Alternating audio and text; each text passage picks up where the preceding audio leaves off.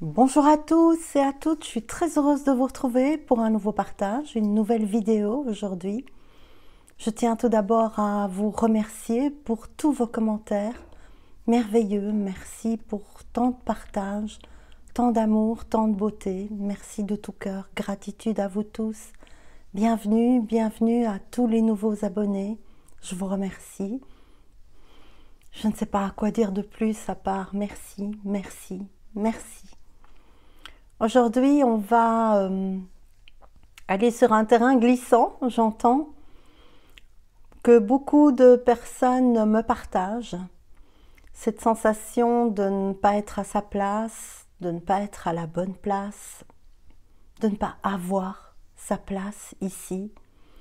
Et je vais développer ce thème aujourd'hui. Je le développerai d'abord entièrement. Je vais vous poser des questions comme d'habitude pour voir si cette vidéo est faite pour vous. Ensuite, je vous proposerai 2 exercices pour vous aider et ensuite un conte qui pourra apporter encore quelque chose de supplémentaire aux prises de conscience que vous aurez pu faire tout au long de cette vidéo. Je veux aussi vous dire que je rajoute des nouvelles dates pour les cercles d'or. Merci pour toutes ces rencontres merveilleuses. Merci pour vos retours. Merci, merci. Je suis pleine de merci, pleine de gratitude.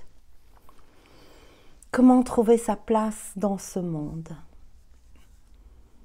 On pourrait déjà mettre ses lunettes, ça va être beaucoup plus facile. Avez-vous déjà eu l'impression que vous n'étiez pas là où vous devez être? Avez-vous parfois l'impression d'être au mauvais endroit, dans la mauvaise vie, ou de ne pas être aligné avec votre mission parce que vous n'êtes pas à votre place?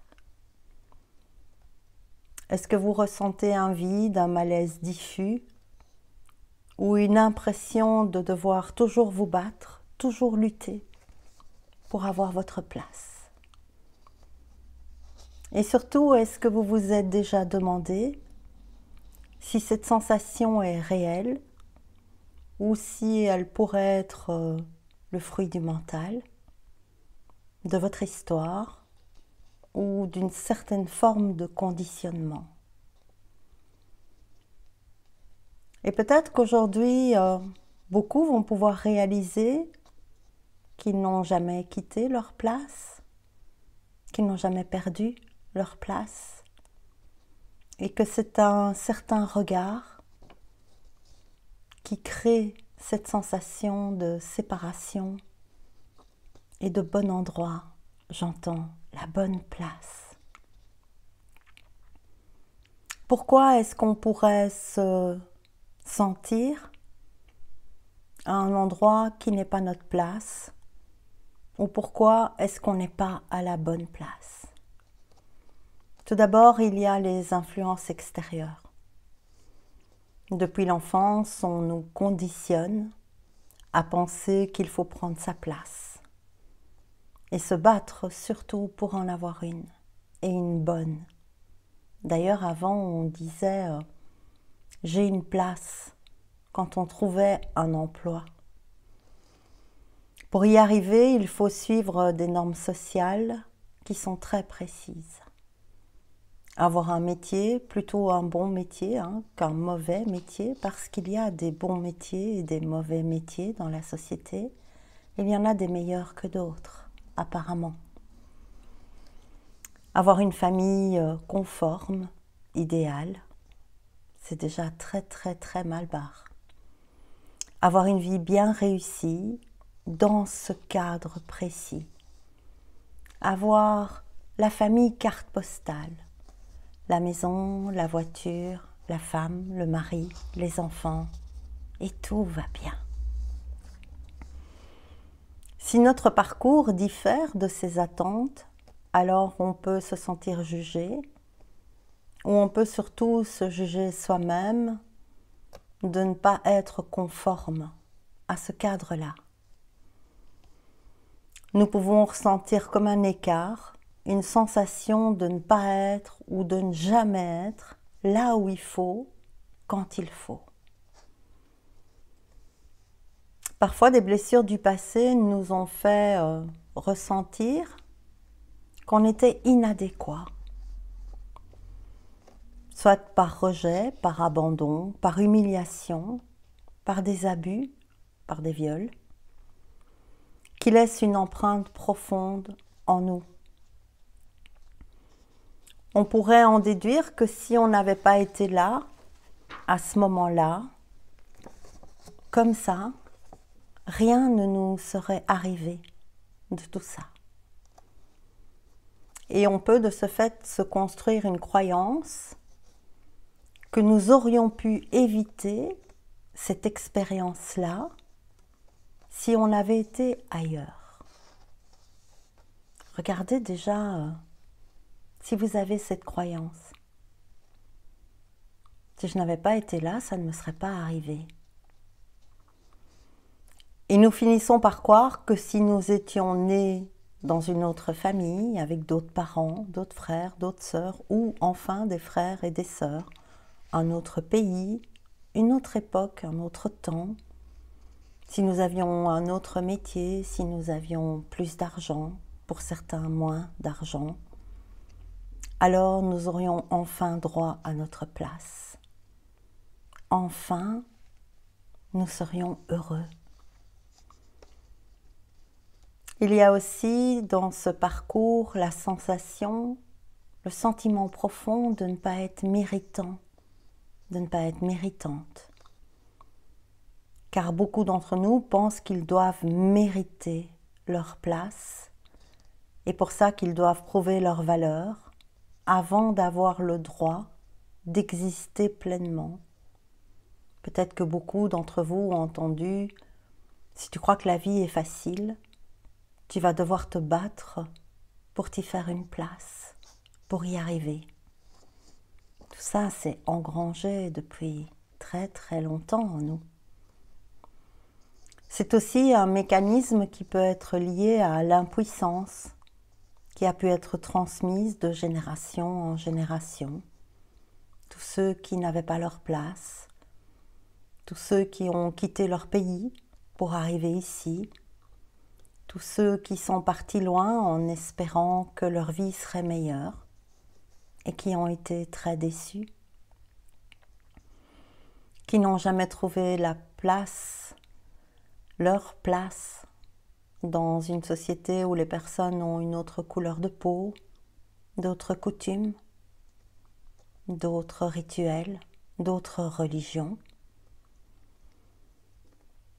Et avoir la sensation de subir son sort quand on n'est pas à sa place, c'est quelque chose pour l'ego de très intéressant. Et il va utiliser ce moyen pour nous embrouiller, créer plus de confusion, nous rendre sans espoir, renoncer et nous priver de paix. Accepter son triste sort d'exilé et de séparé, j'entends.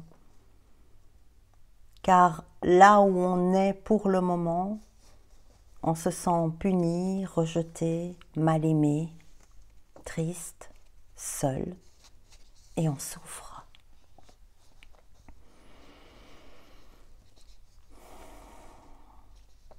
Il y a une chose très très importante à voir aujourd'hui. C'est que nous n'avons jamais eu à justifier notre droit à l'existence. Nous avons tous notre place, sinon nous ne serions pas là. Et nous avons tous notre place simplement parce que nous sommes ce que nous sommes. Je me souviens quand j'étais encore une jeune adolescente, je suis un enfant, moi on m'a même jamais dit que j'étais une surprise de l'amour. Parfois les parents ils emballent ça, ils disent « Oh mais tu sais mon chéri, ma chérie, toi tu es une surprise de l'amour ». Je crois que si ma mère m'avait dit ça, elle m'aurait dit « Tu es une mauvaise surprise ». Déjà, mais ce qui a surtout été bien dit, c'est que j'étais pas prévue du tout, qu'ils étaient très très heureux sans moi, je suis fille unique. Et ma mère m'a bien clairement dit un jour, de toute façon, depuis que tu es né, c'est la merde.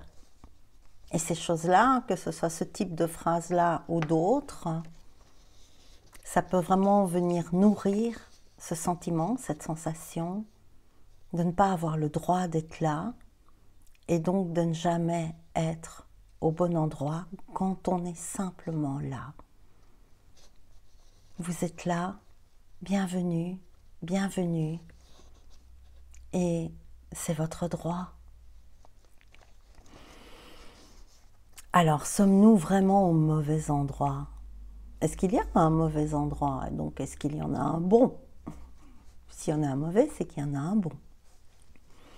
Nous croyons aussi parfois qu'ailleurs, nous serions enfin libres, reconnus, aimés. Mais cette impression vient aussi du mental. Parce que le mental, il compare et il juge sans cesse ce qui est avec ce qui devrait être, aurait dû être. On peut tout de suite voir dans un premier exemple que tout le monde connaît. Est-ce que Nelson Mandela était à sa place dans sa mini-cellule sans sa famille, incarcéré injustement pour sa pensée, dans ses 2,50 m sur 3,50 m, durant 27 ans? Est-ce que Nelson Mandela a été pendant 27 ans pas à sa place?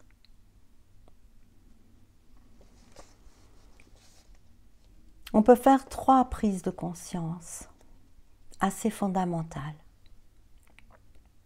L'endroit où nous sommes est toujours l'endroit exact où nous devons être pour notre évolution. Et ça va grincer, ça. L'ego, il n'est pas d'accord avec ça. L'ego de Nelson Mandela, il n'avait pas envie d'être dans une cellule pendant 27 ans. Nous ne pouvons éviter aucune expérience. Si vous croyez encore que vous vivez des expériences que vous auriez pu éviter, c'est aussi l'ego qui vous fait croire ça. Toutes les expériences que nous vivons doivent être vécues. Sinon, on ne les vivrait pas, simplement. Nous ne pouvons éviter aucune expérience. La seule chose qui peut changer, c'est notre regard sur ces expériences, au moment où nous les vivons, et surtout après les avoir vécues. Ce n'est pas un hasard si nous vivons certaines expériences qui sont parfois extrêmement difficiles, des gros challenges, des grandes épreuves. Chaque situation, qu'elle soit agréable ou très inconfortable, douloureuse, est un appel à plus de conscience. Alors là, le printemps est là, nous y sommes, on va se servir de ça. La nature ne doute jamais de sa place. Une graine ne se demande pas si elle devrait germer ailleurs. Et nous sommes comme des graines. Parfois, nous sommes des graines en dormance, parfois en pleine floraison, mais toujours au bon endroit dans notre cycle d'évolution. Toujours. Il n'y a jamais d'erreur. Nous pensons parfois avoir raté le coche, raté notre chemin, avoir fait de mauvais choix. Mais la conscience ne connaît pas l'erreur. Et nous sommes conscients qu'elle dorme, qu'elle soit complètement occultée, ou qu'elle soit présente ou très présente, la conscience ne commet pas d'erreur. Tout est une opportunité à embrasser pour grandir. Nous sommes venus pour ça, grandir en conscience. Et pour certains égos, ça, ce n'est pas suffisant. Moi, je veux plein d'autres trucs. Ce truc-là, bon, j'en ai pas envie. C'est pas assez. Ça ne se voit pas assez. Aucune expérience ne nous éloigne de notre place. Elles nous permettent simplement de la voir sous un autre angle. C'est là que se situe notre libre arbitre. Qu'est-ce que je vais faire de mes expériences? Est-ce que je vais les accepter? Est-ce que je vais les dramatiser? Est-ce que je vais m'identifier à mes expériences et donc devenir mon drame? Qu'est-ce que je vais faire avec ça? Qu'est-ce que je vais choisir? Comment peut-on réaliser que nous sommes toujours à notre place? Tout commence par le regard, le point de vue. On parle de l'œil de Dieu, le troisième œil. La conscience, elle voit. Elle apprend à voir. Ça s'apprend, on ne nous l'a pas appris. La première chose, en changeant de regard, c'est accepter et voir que c'est vrai, ce qui nous arrive. Si ça nous arrive, c'est qu'on ne pouvait pas l'éviter.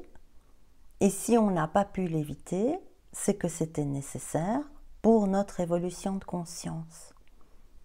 À partir du moment où on peut simplement voir que ce qui nous arrive, qu'on ne peut rien faire d'autre que l'accepter, alors on peut poser un autre regard plutôt que lutter contre ce qui est, contre ce qui a eu et qui n'aurait pas dû être. Ce qui m'est arrivé parce que j'étais là à ce moment-là et qui n'aurait pas dû m'arriver. Ça ne doit pas vous arriver, ça ne nous arrive pas. C'est tellement simple. Le mental, il crée toujours le manque, toujours, ou un besoin de plus, d'autre chose, ailleurs, autrement, parce qu'alors ce serait vraiment bien qu'il dit. En observant nos pensées sans y adhérer, sans leur donner de corps, sans les nourrir, sans croire que c'est ce que nous sommes, nous ne sommes pas les pensées, nous comprenons que nous sommes déjà là où nous devons être. Exactement. C'est parfait. On peut aussi se détacher de son histoire personnelle. Nous en avons tous. Et si vous m'écoutez, si vous écoutez ce genre de vidéo, votre histoire personnelle, elle n'est pas rigolote. Sinon, vous n'êtes pas en train de m'écouter. Vous écoutez autre chose. Nous nous définissons souvent à travers notre passé, mais notre place n'est pas conditionnée par ce que nous avons vécu. Il n'y a aucune condition à avoir sa place ici sur Terre, puisque nous venons tous de l'amour inconditionnel, et c'est ce que nous sommes tous, toutes. En laissant les anciennes blessures dans le passé, qui n'existent pas dans l'instant, en revenant ici, maintenant, nous retrouvons alors une présence, quelque chose qui est libre de toute attente, de tout besoin, de toute narration, de toute rectification, de tout changement. Pourquoi faut-il se reconnecter à l'instant présent? Parce que notre place et le seul temps réel est ici et maintenant. Tout ce qui est avant l'instant et tout ce qui est demain, après-demain, c'est l'illusion du temps linéaire. Passé, présent, futur. Même le présent n'est pas vraiment l'instant. L'instant, c'est ça, c'est ça, c'est ça, c'est ça. Depuis que je vous parle, il y a eu des centaines, des milliers d'instants.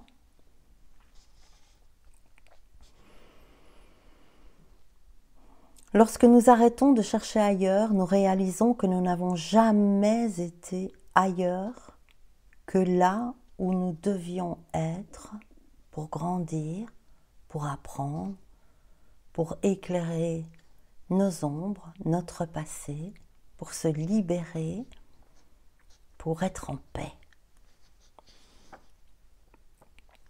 Alors, je vais vous donner un premier petit exercice. C'est des choses très très simples qui peuvent simplement recalibrer une manière de fonctionner, une manière de penser inscrite depuis longtemps, pour se sentir à sa place dans l'instant présent. Tout est toujours une question de respiration. Nous respirons dans l'instant. C'est pour ça que la respiration nous ramène facilement à l'instant, si ça devient une respiration consciente. Consciente, ça veut dire je suis focalisée dessus. Ma concentration fait que je suis conscient de ce que je fais, de ce que je regarde, de ce que je dis. Vous pouvez respirer profondément jusqu'à ce que vous ressentiez cet état, cet espace à l'intérieur qui s'ouvre. Et ensuite, vous pouvez exprimer une affirmation 3 fois. Je vous en donne 2, vous pouvez créer les vôtres. Il est très important que dans ces phrases, il n'y ait pas de notion de temps. Alors, toujours, désormais, maintenant, c'est aussi une notion de temps, si c'est formulé seul. Donc, si vous changez l'affirmation, et vous êtes vraiment libre de le faire, et je vous invite à le faire, vérifiez que dans votre affirmation, il n'y a aucune notion temporelle. Je suis exactement là où je dois être, et je suis puissant, puissante, si vous êtes une femme. Et répétez cette affirmation 3 fois. Je suis exactement là où je dois être, et je suis puissant. Je suis exactement là où je dois être, et je suis puissante. Je suis exactement là où je dois être. Je suis puissant, je suis puissante. Vous pouvez également dire une phrase du genre « je suis là » ou « ici ». Vous choisissez ce qui vous convient le mieux. De droit divin. Je suis là de droit divin. Je suis pleinement là. Je suis là de droit divin, je suis pleinement là. Je suis là de droit divin, je suis pleinement là. Vous devez ressentir ce que vous dites. Votre tête ne voudra pas que vous ressentiez ça. C'est pour ça qu'il est important de d'abord respirer et créer un espace intérieur qui va accueillir cette fréquence des mots que vous allez prononcer. Vous pouvez fermer les yeux si ça vous aide pour prononcer ce genre de phrase. Il est très important de ne rien vouloir analyser dans ce que vous dites. S'il y a plein d'images qui arrivent quand vous dites « je suis exactement là où je dois être » et que vous vous voyez dans votre maison avec tout ce qui est, non, ce n'est pas ça. Là où vous devez être, c'est là. Et ressentir ça. Ressentir cette paix alors qui peut émerger dans votre corps. On peut aussi faire un exercice de libération de tous nos conditionnements. Et pour ça, on peut noter toutes nos croyances. C'est-à-dire qu'on va s'asseoir avec soi et on va aller regarder. Quelque chose va prendre du recul pour regarder tout ce qui nous fait douter de notre place. Qu'est-ce qui te fait douter d'être à ta place, d'avoir ta place? Qui peut être tout ce que l'autre a pu te dire. Comme moi, ma mère, depuis que tu es là, c'est la merde. Qu'est-ce que tu fais là?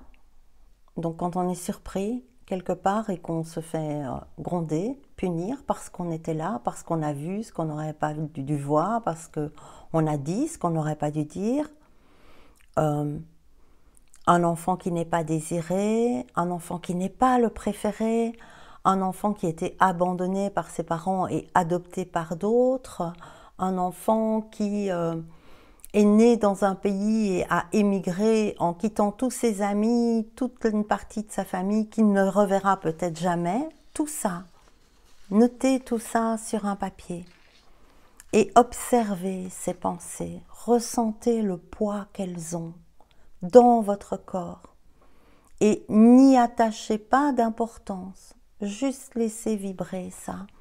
Quand vous les écrivez, c'est vous donner ça à l'extérieur de vous.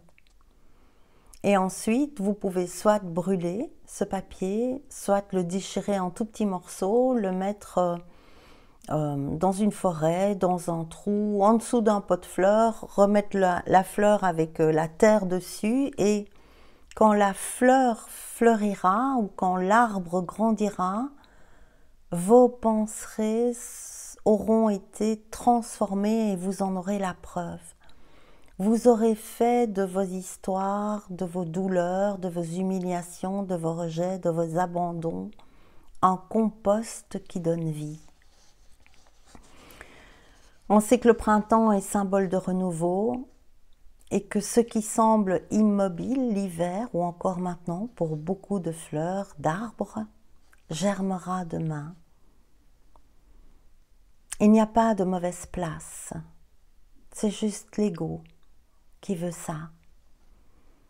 Nous avons toujours été à notre place, nous devons simplement le reconnaître et l'accepter, ce qu'en aucun cas l'ego ne sera d'accord de faire. Si vous êtes exactement là où vous devez être, en paix, l'ego ne peut plus intervenir. Alors, on va tirer une petite carte et après je vous lirai la sagesse de l'offrande qui vous offrira une autre perspective de réflexion sur c'est quoi avoir sa place ou c'est quoi ne pas être à sa place. Et je dois tirer dans la fleur de vie. C'est ça, nous sommes tous ça. Nous sommes tous la décision. Bon, on va prendre celle-là, elle est au-dessus. Alors, carte 13, la mort. Oui, nous mourrons tous les jours. Tous les jours, quelque chose meurt pour que nous grandissions en conscience. Et parfois, ces morts sont des morts initiatiques. Parfois, ces morts sont des pertes d'êtres chers autour de nous, la perte d'un travail, des choses qui changent pour nous aider à changer, pour le meilleur.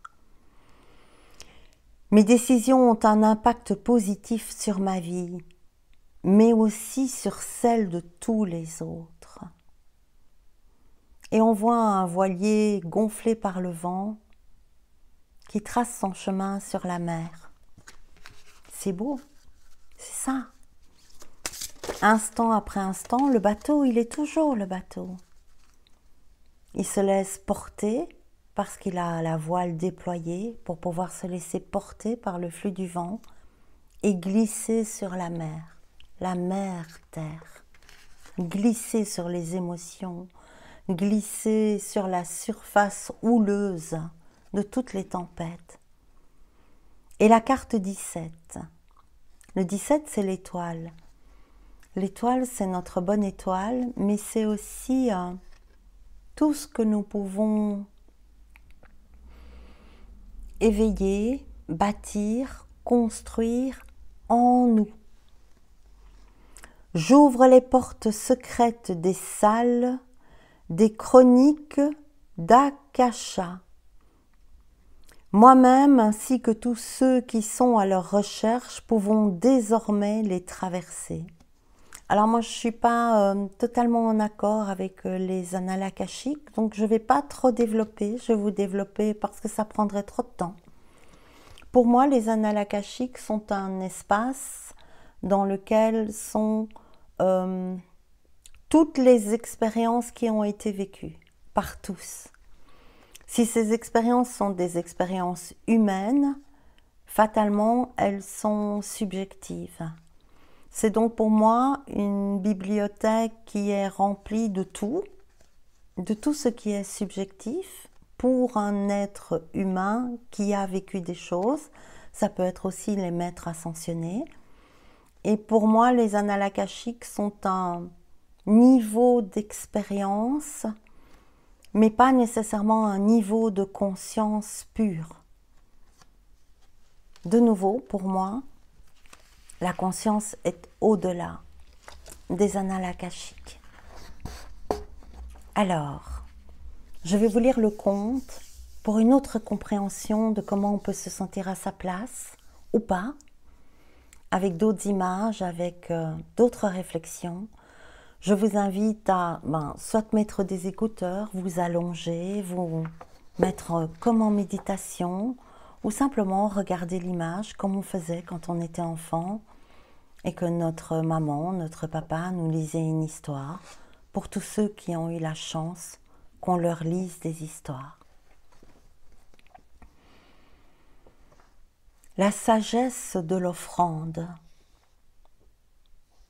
Dans un lointain royaume où les montagnes effleuraient les nuages et où les rivières chantaient des prières anciennes, un vieil homme vivait en ermite au sommet d'une colline.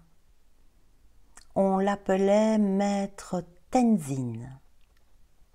Il passait ses journées à méditer sous un arbre immense, un chêne centenaire, dont les racines s'enfonçaient profondément dans la terre et dont les branches s'effilaient en rameaux vers l'immensité.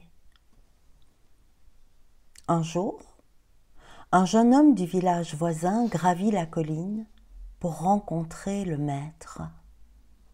Son cœur était tourmenté. « Maître, dit-il en s'inclinant respectueusement, j'ai passé ma vie à chercher ma place, que je ne trouve pas. J'ai construit, j'ai travaillé, j'ai amassé, j'ai fondé une famille, mais un désir me poursuit. Que dois-je faire pour enfin être satisfait ? » Le vieux sage resta silencieux de longues minutes. Il écoutait une réponse venue d'ailleurs. Lentement, comme s'il faisait du tai chi, il posa sa main sur le tronc de l'arbre. Regarde cet arbre. Il est né d'une graine minuscule, déposée ici par le vent ou un oiseau. Il n'a pas choisi son sol, ni l'endroit où il pousserait. Pourtant, il s'est élevé, sans se demander s'il était assez fort, assez beau, ou s'il méritait sa place sur cette terre. Il a simplement grandi, offrant sa présence immobile au monde. Le jeune homme hocha la tête, mais l'inquiétude restait vive dans son regard. Mais nous les humains, nous ne sommes pas des arbres. Nous avons des désirs, des ambitions. Nous devons créer, laisser une trace. La main toujours posée sur l'écorce, le maître esquissa un sourire. Ce désir est naturel. Regarde autour de toi. La terre crée sans cesse. Elle donne naissance aux rivières, aux montagnes, aux forêts. Même cette planète, jadis, était stérile. Et un jour, elle a accueilli la vie dans toute sa variété, parfaite et complexe. tout dans l'univers tend à se manifester dans une forme. Il ramassa une feuille tombée et la laissa s'envoler. Vois-tu, tout ce qui prend corps est aussi voué à disparaître. Même les étoiles naissent et puis meurent. Chaque instant on voit quelqu'un s'éteindre et un autre apparaître. C'est ainsi. Créer n'est pas un problème, mais il y a une différence entre offrir et posséder. Quelle différence? Demanda le jeune homme. L'ego crée pour posséder. Il veut être connu, applaudi, honoré. Il pense que ce qu'il obtient lui donnera enfin la place qu'il cherche, qu'il mérite. Mais ce qu'il réussit à amasser finit toujours par lui échapper. Son œuvre redevient poussière et il reste les mains remplies de manque.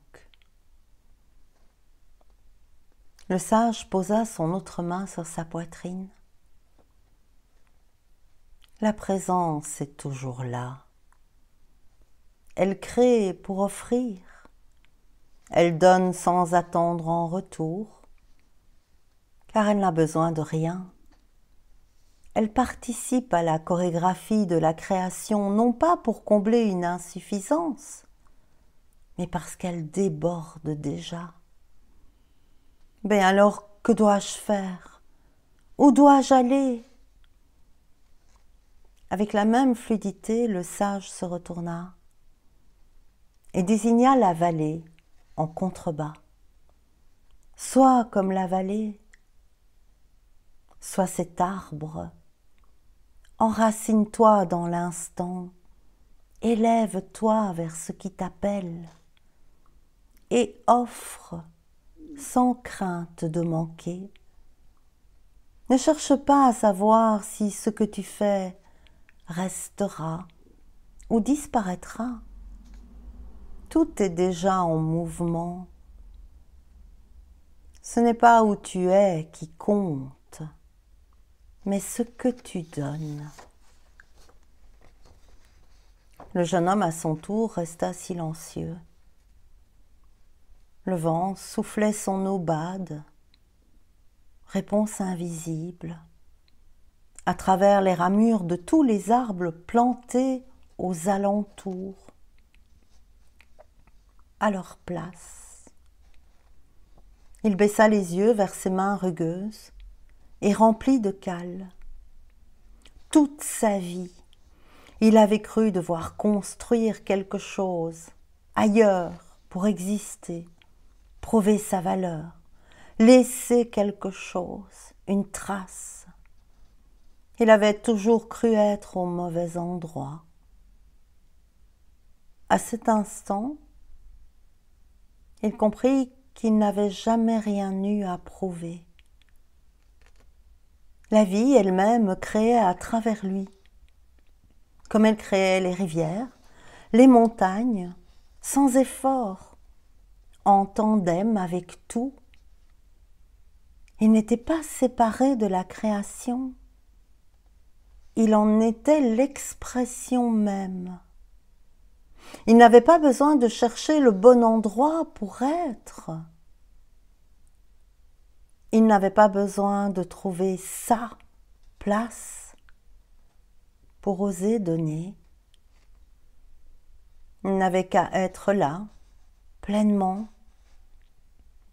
et laisser sa présence faire son œuvre, comme le vent sculpte les dunes, sans décider de leur relief, et comme la lumière fait éclore toutes les fleurs.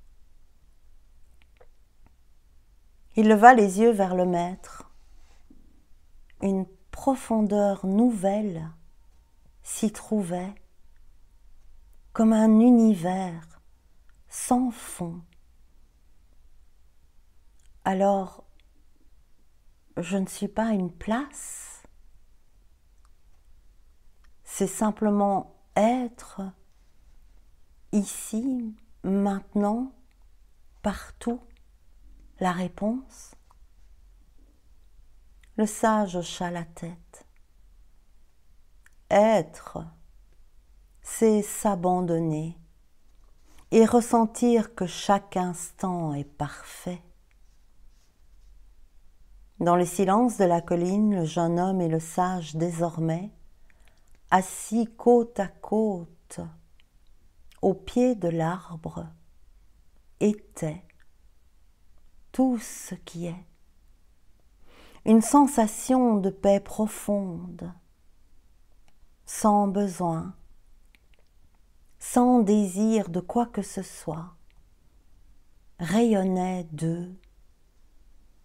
Une paix mystérieuse, inconnue, inébranlable, hébergeait l'ermite, le jeune homme, l'arbre, le vent, le ciel, dans une union majestueuse, une union simple, idéale, dénuée d'idées de vouloir. Ils étaient la forme contenant l'offrande de la source. Ils étaient la place de l'offrande de la source. L'air semblait frémir. Le monde ne se souviendra pas de où tu étais, mais éternellement il portera l'empreinte de ce que tu as offert. Embaumé de béatitude, le jeune éclairé prit le sentier qui menait au village.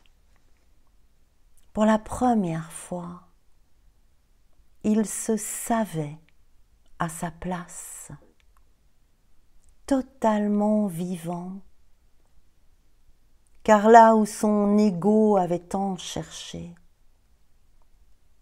sa présence était devenue enfantement.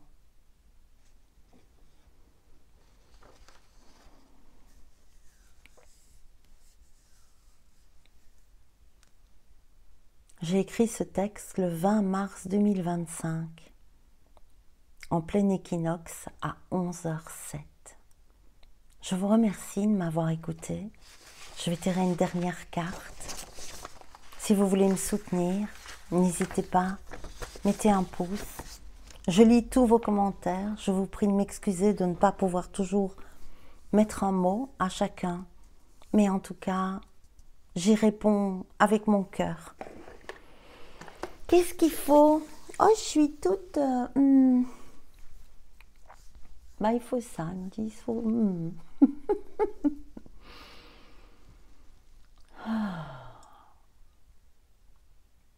La sagesse de la terre, d'accord. Je vous tirer une carte latin.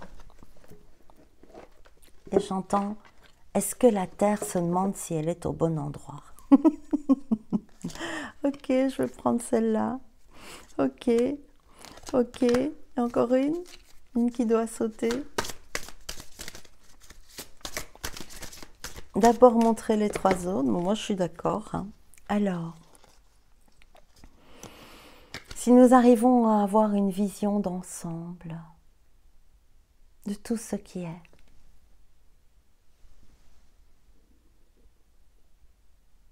je vois pas ce qu'elle a. Elle a comme une... C'est une clé qui danse dans la lumière. Là. Alors, assez intéressant, on a eu tout à l'heure la carte numéro 13, vous vous souvenez? Ça y est, je ne sais nouveau pas où j'ai été foutre mes cartes. Je les ai remises dans le jeu. Ah non, elles sont là.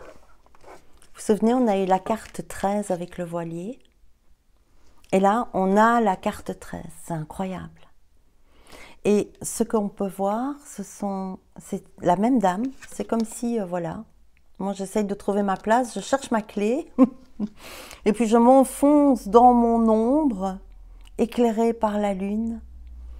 Et là, grâce à la mort, à toutes les morts, je vois pas si je vous montre bien, à toutes les morts que je traverse, pour me rendre libre en prenant des bonnes décisions, c'est-à-dire en acceptant ce qui est et en changeant mon regard sur ce qui est, alors je suis éclairée par la conscience. Et si je suis éclairée par la conscience, je suis dans la prospérité, dans l'éternité, dans la fontaine de jouvence, dans la beauté de la vie, j'entends. Et maintenant, je dois vous tirer une carte dans l'oracle de l'archange de Métatron. Je suis toute ramolote, je suis tellement tranquille là que j'ai même ma bouche qui est lente. Allez, une dernière chose. Ça doit tomber, ça doit... Ah ben voilà. Alors, répondez à l'appel. Oui. À l'appel de quoi? De la lumière, de la conscience. Commandement. Carte numéro 8, l'infini. Nous sommes infinis. Comment voulez-vous mettre l'infini à une place? L'infini, il est partout. Connexion et accord. Ben oui, on est d'accord, c'est ça. On est connecté avec l'infini que nous sommes et on est d'accord. Carte 24. La dualité qui retrouve une stabilité dans le 6, la dualité du 2, la stabilité du 4 dans le 6. Et le 6, c'est l'harmonie, mais c'est le choix de l'harmonie. Je prends la décision de vivre ma belle vie, dans la vie. La dualité, alors on a eu la carte 32, je l'ai vue quelque part, je crois, ou j'ai rêvé encore. Oui, t'as rêvé, Josine. Bon, ben, c'est pas grave. La carte 23, la dualité et le besoin d'équilibre. Donc, quand je suis dans la dualité, que j'ai besoin d'équilibre, je réponds à l'appel de quoi? À l'appel de, il n'y a plus rien qui me commande ici, moi je suis reliée à la source, je suis au bon endroit, au bon moment, je suis en connexion et je suis d'accord. Et alors, l'archange Sandalphon avec vous maintenant, carte 22. Et alors la dualité devient quelque chose qui développe mes relations avec moi-même, mes relations avec la vie, mes relations avec les épreuves, les événements, les autres, pour devenir stable à l'intérieur et entendre la douce musique cosmique des anges, de la source, comme vous voulez. Donc, en résumé,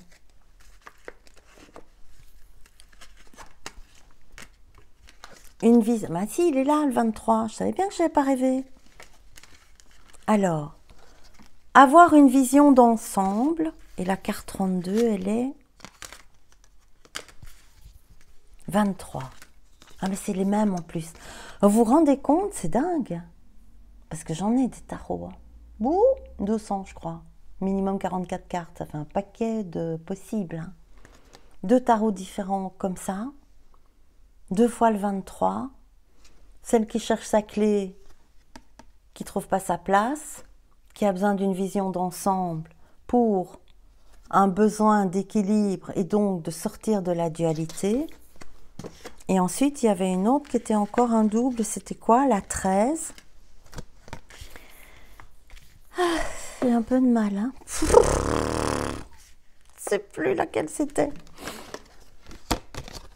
Des choses doivent mourir pour qu'on soit libre, qu'on coule sur nos émotions, sur la mer de nos émotions en se laissant pousser, gonfler nos voiles pour oser rentrer dans nos ombres, pour mourir à ce que nous ne sommes pas, c'est-à-dire une place quelque part, et pouvoir avoir plus de conscience, pour pouvoir être mieux connecté, répondre à l'appel et écouter la grande musique douce de la source. Et je dois vous en retirer une dernière.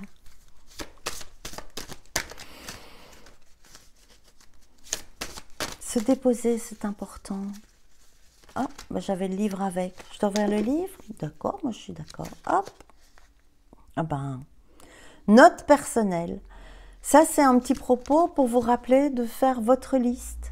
Faites la liste de ceux qu'on vous a dit, fait croire, qui vous a induit dans la croyance de « je ne suis pas à ma place, j'aurais pas dû être là, je voulais pas venir dans ce monde, je comprends pas. » Vous êtes exactement là où vous devez être pour votre plus grand bien, en changeant le regard sur vos expériences.